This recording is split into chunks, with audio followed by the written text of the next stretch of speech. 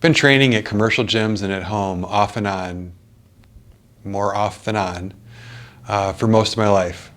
And when it came time to build a legit home gym in my garage, I was really excited. And now that I've had it for a while and I look back, I realized I made a bunch of mistakes along the way. It's part of the reason I started Gymcrafter, is to share those mistakes with you. And today, I want to talk about what I think is probably one of the biggest mistakes that I made when I built this gym.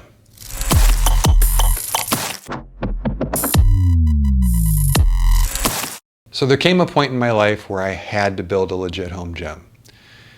Working out and training with weights wasn't an option anymore. I found myself in a situation where my health demanded that I train.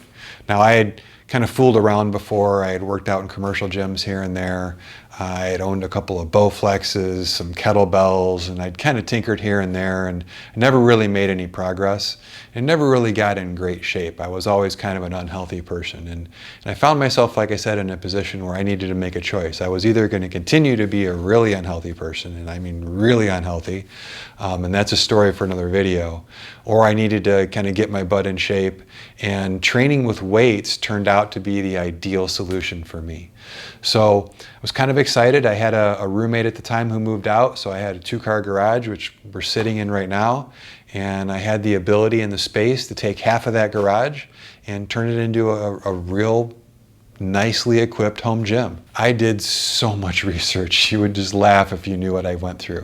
I not only read every article online, I watched every YouTube video, I found every channel I could, and I spent months trying to figure out what I wanted to put in my home gym. And I ended up with this nice long list of everything that I thought should be in a home gym.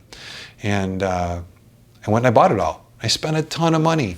I spent a lot more money than I was planning on. I'd set out with a budget of this much, and I think I spent this much. We don't need to go into actual numbers. What I did was, like I said, I figured out this is what should be in a home gym. I should have a power rack. I should have a bench. I should have a barbell. I should have bumper plates. I should have great flooring. I should have a whole lot of stuff. Let me show you some of the things that I thought I should have. Take a look at this.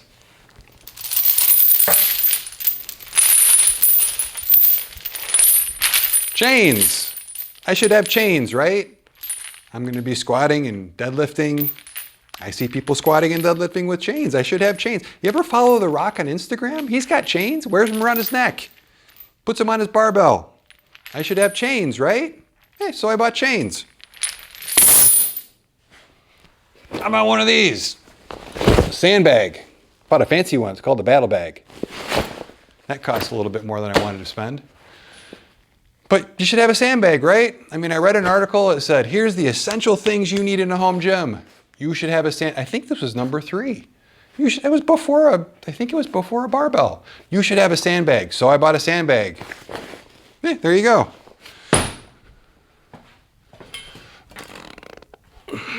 How about this bad boy? A multi-grip hex bar. Not a hex bar, multi-grip bench press bar.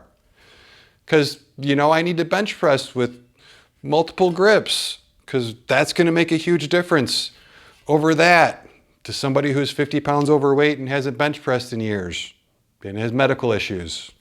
This is exactly what I needed. So I bought it, although it does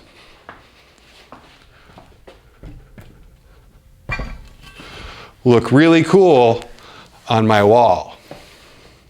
And that's just a few examples of the things that I bought that I shouldn't have bought. There are things that people said I should have. There are things that I thought should be in a gym. And they might need to be in some people's gyms. They just shouldn't be in mine. You know how many times I've used those 3 things? Never. I've never used them. Not once have I put chains on the bar. Not once have I come in here and said, you know what, it's time for a sandbag workout. Not once have I needed to bench press with anything other than my standard barbell. And that's just a few of the things. I could go on and on. I've got fractional plates and dip bars and suspension trainers and all kinds of stuff that I don't need or use. Several $1,000s worth of stuff. And that's probably my biggest mistake when building my gym is I built the gym that other people said I should have. I built the gym that I thought, you know, this is what a gym should look like. And instead, What I should have done is I should have backed up a step, and instead of researching gear and researching equipment, I should have thought, what do I need to do? And for my needs at the time, I was overweight and sick. And I found that heavy resistance training made some of my pain go away. So I should have thought, how do I get that in my house? How do I put that in my garage? What things do I need to achieve that specific goal? And then down the road, if I needed to do something different, if I found myself lacking in the ability to perform a movement or an exercise that I couldn't figure out another way to do, then that's a great reason to buy another piece of gear. But until I ran into those needs, I should never have bought these things. Now, I may find a need at some point to put chains on the bar. Maybe chains might help at some point. But up to now, I didn't need them. It was a waste of money. So when I look back at all the mistakes I made when I was building my gym, all the different pieces of gear that I bought, when I look at the overarching, what's the biggest mistake I made when I was building a gym? It was building a gym that I thought should be instead of the one that I actually needed. And that's a big part of why I put Gymcrafter together. I want to help people figure out, what gym do you need? What type of barbell do you need? Not everybody needs a $2,500 Rogue rack. Not everybody needs a $500 barbell. Not everybody needs a $1,200 bench.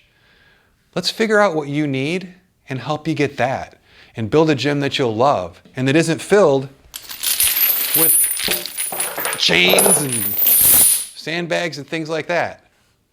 I think I can dress like The Rock for Halloween though. I think I might do that. So that's it for today. Again, hope you liked the video. Thanks for checking it out. If you want to see more of my mistakes or more advice that I have for you or things that I can help you with, check out the website, gymcrafter.com. Everything's there. I'm just kind of getting started again with this channel, so hopefully we'll put up a lot more videos that you like and are useful. But until then, I'm Tim with Gymcrafter.